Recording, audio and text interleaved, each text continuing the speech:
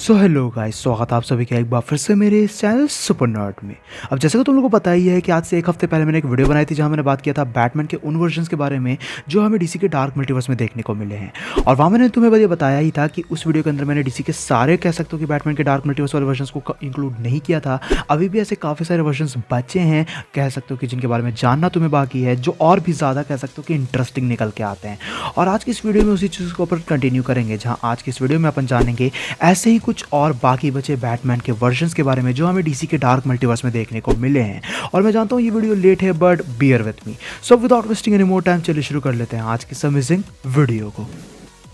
Starting off the list with Saint Batman. अब Saint Batman हमें actually Bruce Wayne देखने को नहीं मिलता है, बल्कि ये हमारे जॉन पॉल वैली, जिसे हम कॉमनली डीसी यूनिवर्स के अंदर एजरल के नाम से जानते हैं, उसका एक अल्टरनेट वर्जन देखने को मिलता है डार्क मल्टीवर्स से। जहाँ देखा जाए तो जब ब्रूस को बेसिकली बेन डिफीट कर देता है तो उसके बाद जॉन पॉल बेसिकली बैटमैन का मैंटल लेता है कुछ टाइम के लिए। हाउएवर जब वो कह सकते हो कि बैटमैन अपने रियल आइडेंटिटी में वापस आने की कोशिश करता है तो जॉन उस चीज़ से रिफ्यूज़ कर जाता है और वो ये मानता है कि वो बैटमैन से एक बेटर कह सकते हो कि बैटमैन बन सकता है, जिसके वजह से वो बैटमैन को डिफीट करता है, बैटमैन के मैंटल को छीन लेता है और बन जाता है सेंट बैटमैन, जो बेसिकली कह सकते हो कि हमें गॉथम सिटी का एक न्यू प्रोटेक्टर देखने को मिला था जो 30 साल के विद इन गॉथम सिटी को पूरे तरीके से बदल के रख देता है। अब अगर देखा जाए तो डार्क मल्टीवर्स का ये बैटमैन का वर्जन काफ़ी ज़्यादा इंसेन निकल के आता है, क्योंकि इसके पास हमें कह सकते हो कि एक टाइप का स्पेसिफिक वेनम देखने को मिला था जो बेन के वेनम से सिमिलर था, जिसके मदद से ये अपनी एबिलिटीज़ को सुपर ह्यूमन लेवल तक इंक्रीज़ कर सकता था, जो चीज़ सेंट बैटमैन को नॉर्मल बैटमैन से कहीं ज़्यादा स्ट्रॉन्ग बना देती थी। लेकिन इस सब के अलावा हमने ये भी देखा था कि किस तरीके से आगे चल के सेंट बैटमैन बेसिकली ड्रग से एडिक्ट हो जाता है एंड इवेंचुअली उसी वजह से जो उसका वेनम था जो उसके सूट में भी मौजूद था वो चीज़ उसे कह सकते हो कि काइंड ऑफ करप्ट करने लगता है। एंड इवेंचुअली उस बेसिस से अगर देखा जाए तो सेंट बैटमैन का एक काफ़ी क्रेजी वर्जन निकल के आता है। Next up we have the Grim Knight. अब द ग्रिम नाइट की ओरिजिन भी हमें ओरिजिनल ब्रूस वेन से काफ़ी सिमिलर देखने को मिली है, बट यहाँ पे होता ये है कि जो चिल जब बैटमैन के माँ बाप को मारता है तो वो फिर मार्था के जोडली को उठाने के लिए अपनी गन को ड्रॉप कर देता है, जिसके बाद बेसिकली ब्रूस उस गन को लेके जो चिल को जान से मार देता है एंड देन उसके बाद वो निकल जाता है कह सकते हो कि एक जर्नी पे, जहाँ वो काफ़ी सारे असैसिन्स और मर्सनरीज से मिलता है, उनसे लोगों को मारने की टेक्निक सीखता है, बैट सिंबल को कह सकते हो कि अपना सिंबल बनाता है फॉर द टेरर, जिसके बाद वो गॉथम के अंदर हमें कह सकते हो कि द मास्क क्रूसेडर की आइडेंटिटी लेते हुए नज़र आता है। तो ओवरऑल अगर देखा जाए तो द ग्रिम नाइट हमें बैटमैन ही देखने को मिला था, बट ये बैटमैन गन्स और बाकी वेपन्स यूज़ करता था। ये बैटमैन अपने एनिमीज़ को जान से मार देता था, जिसके पास बैटमैन की तरह ही पीक ह्यूमन लेवल की एबिलिटीज़ मौजूद थी, वो उसी के जितना इंटेलिजेंट था। लेकिन इन सब के अलावा वो काफ़ी सारे वेरियस वेपन्स कैरी करता था, जैसे कि rocket launchers, semi automatic pistols, grenade launchers और ना जाने क्या क्या चीज़ें। सो ओवरऑल अगर देखा जाए तो बैटमैन का ये वर्जन हमें पनिशर से काफ़ी ज़्यादा सिमिलर देखने को मिला था from the dark multiverse. Next up we have the Robin King. अब द रॉबिन किंग एक बहुत ही इंटरेस्टिंग वर्जन निकल के आता है बैटमैन का, जहाँ एक पर्टिकुलर रियलिटी के अंदर हम ये देखने को मिलता है कि ब्रूस वेन बचपन से ही एक बहुत ही वायलेंट किड था, जिसके वजह से वो कह सकते हो कि काफ़ी सारी ट्रबलसम चीज़ें करता था और काफ़ी सारी ऐसी चीज़ें भी करता था जो कोई बच्चा प्रॉबेबली नहीं कर सकता है। एंड दैट्स वाई चीज़ें हद से ज़्यादा आगे तब बढ़ जाती हैं जब वो अपने ही माँ बाप को जान से मार देता है और उसके बाद एक मगर पे इन सभी चीज़ों का इल्ज़ाम लगा देता है। बट जब वो अपने माता पिता के फ्यूनरल में होता है तब उसे कह सकते हो कि एक रॉबिन दिखाई देता है, और जब वो उस रॉबिन की आवाज़ को सुनता है तो उसे वो चीयरिंग की तरह लगती है, जो चीज़ उसे और भी ज़्यादा फक्ड अप बना देती है इन द हेड, जिसके बाद वो रॉबिन को ही कह सकते हो कि अपना सिंबल बना के रॉबिन की आइडेंटिटी लेता है, आगे चल के कह सकते हो कि यूटिलिटी बेल्ट जैसी चीज़ें क्रिएट करता है और काफ़ी सारी गलत चीज़ों में हमें इन्वॉल्व होते हुए नज़र आता है, जिसके बाद ही कह सकते हो कि बैटमैन हू लव्स उसे कह सकते हो कि अपने अंदर लेता है और बनाता है द रॉबिन किंग, जो बेसिकली हमें बैटमैन का एक ऐसा वर्जन देखने को मिला है जो द रॉबिन किंग्स के नाम से जाना जाता था, और वो बहुत ही ज़्यादा फक्ड अप था अपने हेड के अंदर, जो चीज़ इस बैटमैन के वर्जन को काफ़ी ज़्यादा इंसेन दिखाती है। Next up we have Baphomet. अब ये काफ़ी अपसर्ड वर्जन निकल के आता है, जहाँ बैथोमेट हमें एक एंशिएंट सबटरेनियन बीस्ट देखने को मिला था जो एक्चुअली में बैटमैन और कतूलू का काइंड ऑफ एक अमेलगम निकल के आता है, जो एक डिफरेंट यूनिवर्स के बैटमैन की वजह से फ्री हो गया था एक्सीडेंटली। एंड इवेंचुअली होता यही है कि जो बैथोमेट रहता है, क्योंकि वो बहुत इंटेलिजेंट रहता है, तो वो काफ़ी सारे दूसरे दूसरे ओशंस के रिसोर्सेज को ड्रिल करता है और आगे चल के बैटमैन के स्टाइल को ही कॉपी कर लेता है, यानी कि उसके काउल वगैरह को वियर करता है और आगे चल के इसी तरीके से बैटमैन हू लव्स भी उसे कह सकते हो कि रिक्रूट करता है अपनी टीम के अंदर। जहाँ अगर देखा जाए तो बैथोमेट हमें बहुत ही ज़्यादा पावरफुल और बहुत ही ज़्यादा इंसेन देखने को मिला है, जो फिर डार्क मल्टीवर्स के अंदर एक्वामैन जैसे कैरेक्टर्स के साथ भी फिरते हुए हमें नज़र आ चुका है, बट वो हमें उनसे लीग्स अबव देखने को मिला था, जहाँ उसकी यूनिक फिजियोलॉजी उसे बहुत ही ज़्यादा इंसेनली कैपेबल बनाती थी। इन सब के अलावा बैथोमेट बहुत ही ज़्यादा पावरफुल था कि वो कह सकते हो कि अर्थ के सभी ओशियंस को अपनी पावर के साथ पूरे तरीके से बॉयल कर सकता था, जो चीज़ बैथोमेट को काफ़ी ज़्यादा इंटरेस्टिंग तो दिखाती है ही, लेकिन ये एक काफ़ी absurd वर्जन निकल के आता है from the dark Multiverse.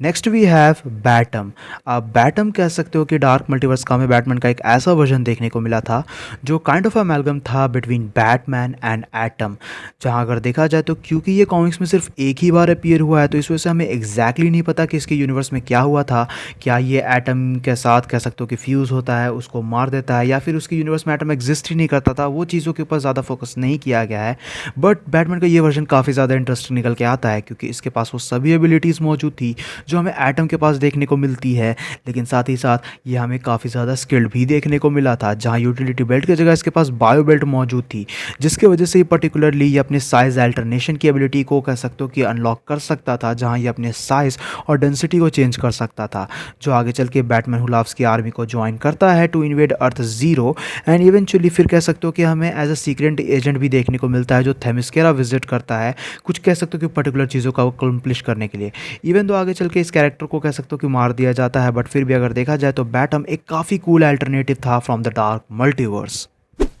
Then we have Black Monday. अब ब्लैक मंडे बेसिकली हमें बैटमैन और सोलोमन ग्रैंडी का एक अमेलगम देखने को मिला था फ्रॉम द डार्क मल्टीवर्स। अब इसके भी ओरिजिन के ऊपर हमें फुल फ्लेज्ड कह सकते हो कि लाइट देखने को नहीं मिली है, बट हमें इतना पता है कि ये एक कॉम्बिनेशन था between these two characters from the dark multiverse. जहाँ देखा जाए तो इस ग्रैंडी के वर्जन को यानी कि ब्लैक मंडे को भी बैटमैन हू लव्स ने कह सकते हो कि इंक्लूड किया था अपनी आर्मी के अंदर टू इन्वेड अर्थ ज़ीरो। जिसके बाद अगर बेसिकली देखा जाए तो ब्लैक मंडे हमें कह सकते हो कि कैसल बैट का गार्ड देखने को मिला था, जिसकी फ़ाइट बैटमैन और वंडर वुमन जैसे डिफरेंट कैरेक्टर्स के साथ होती है, जब वो लोग कह सकते हो कि कैसल बैट को इन्वेड करने की कोशिश करते हैं। जिसके बीच में ही ब्लैक मंडे और सुपरमैन के बीच में हमें एक फ़ाइट देखने को मिली थी, जो ज़्यादा लंबी तो नहीं चली, बट वहाँ हमें ये देखने को मिला था कि ब्लैक मंडे काफ़ी ज़्यादा स्ट्रॉन्ग था। ना चीज़ यहाँ पर ये निकल के आती है कि ब्लैक मंडे के पास सोलोमन ग्रैंडी जैसे सिमिलर एबिलिटीज़ थी, बट जो चीज़ इसे अननेसेसरी बनाती है वो ये है कि ये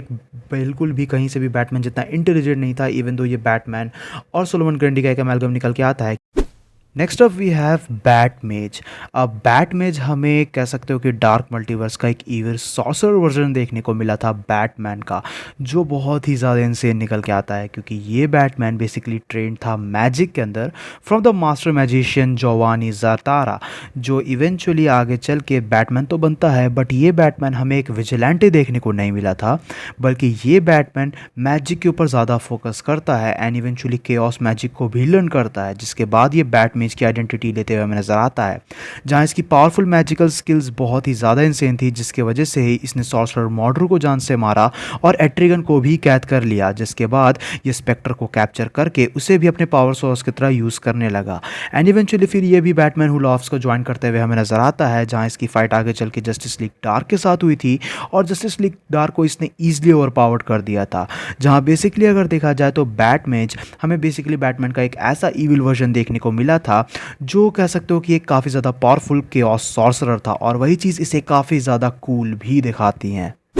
and now the last one for this video, Batman हू फ्रैग्स। जहाँ अगर देखा जाए तो बैटमैन हू फ्रैग्स हमें बेसिकली एक अमेलगम देखने को मिला था from the dark multiverse between Batman and Lobo. जहाँ होता यह है कि बैटमैन का ये वर्जन खुद को ज़ार्नियन डीएनए के साथ इंजेक्ट कर लेता है ताकि उसे सुपर पावर्स मिल जाएं जस्ट लाइक लोबो, बट वो चीज़ कह सकते हो कि काइंड ऑफ सक्सेसफुल तो होती है, बट साथ ही साथ बैकफायर भी कर देती है, क्योंकि उसके बाद उसकी अपीयरेंस भी और उसकी पर्सनैलिटी भी लोबो से सिमिलर हो जाती है, जिसके बाद वो काफ़ी ज़्यादा एग्रेसिव बन जाता है, अल्कोहलिक हो जाता है और वायलेंट कह सकते हो कि हमें देखने को मिलता है। जिसके बाद बैटमैन हू फ्रैग्स कह सकते हो कि अपने सभी एनिमीज़ को, सभी विलन्स को जान से भी मार देता है। तो इवेंचुअली अगर देखा जाए तो बैटमैन हू फ्रैग्स एक बहुत ही ज़्यादा इंसेनली कूल वर्जन था from the dark Multiverse and probably my favourite one from this list too. जहाँ अगर देखा जाए तो क्योंकि ये बैटमैन और लोबो का काइंड ऑफ एमैलगम निकल के आता है, तो इसके वजह पास हमें बैटमैन का इंटेलिजेंस तो देखने को मिला ही था, लेकिन इसके पास लोबो की सभी एबिलिटीज़ मौजूद थी और साथ ही साथ ये बैटमैन के वेपन्स को भी कैरी करता था और इसके अलावा इसके पास लोबो के लेवल की स्ट्रेंथ और ड्यूरेबिलिटी वगैरह भी मौजूद थी। तो जो ये सभी चीज़ें जो है वो बैटमैन हू फ्रैग्स को बहुत ही ज़्यादा इंसेनली कैपेबल दिखाती है और कहीं ना कहीं फ़ैन फेवरेट भी बनाती है। बट चीज़ें यहाँ पे ख़त्म नहीं होती है, अभी भी हमें और भी काफ़ी सारे वियर्ड और इंटरेस्टिंग बैटमैन के वर्जन्स देखने को मिले हैं फ्रॉम द डार्क मल्टीवर्स, जिन्हें अपन इसके थर्ड पार्ट में कंटिन्यू करेंगे, क्योंकि अभी भी ऐसे काफ़ी सारे वर्जन्स को जो है मैंने मेंशन नहीं किया है जो कहीं ज़्यादा क्रेजी निकल के आते हैं, जिनमें से कुछ की ओरिजिन फुल फ्लेश दिखाई गई है, कुछ को बस मेंशन किया गया है। बट मैं ट्राई करूँगा कि उन सभी को मैं कवर अप कर सकूँ और मैं ये भी ट्राई करूँगा कि इसका पार्ट 3 भी जल्द से जल्द आए। सो गाइज ये थी video on some more Batman versions from the dark Multiverse I guess. और हाँ, जैसे कि मैंने कहा, मैं ट्राई करूँगा कि पार्ट 3 भी जल्दी से जल्दी मैं ला सकूँ। बाकी अगर तुम्हें वीडियो पसंद आई है तो इस वीडियो को अपना थम्स अप देना, अपने दोस्तों वगैरह के साथ शेयर करना, चैनल पे कहीं से भी अगर नए आए हो तो चैनल को ज़रूर से सब्सक्राइब भी कर लेना। मेरे इंस्टाग्राम और एनीमे चैनल का भी लिंक तुमको नीचे डिस्क्रिप्शन में ही मिल जाएगा। इफ़ यू आर इंटरेस्टेड तो मुझे वहाँ पर भी चेकआउट कर सकते हो। मैं मिलता हूँ तुमसे ऐसे किसी नेक्स्ट वीडियो में। Till then bye, stay tuned, stay awesome.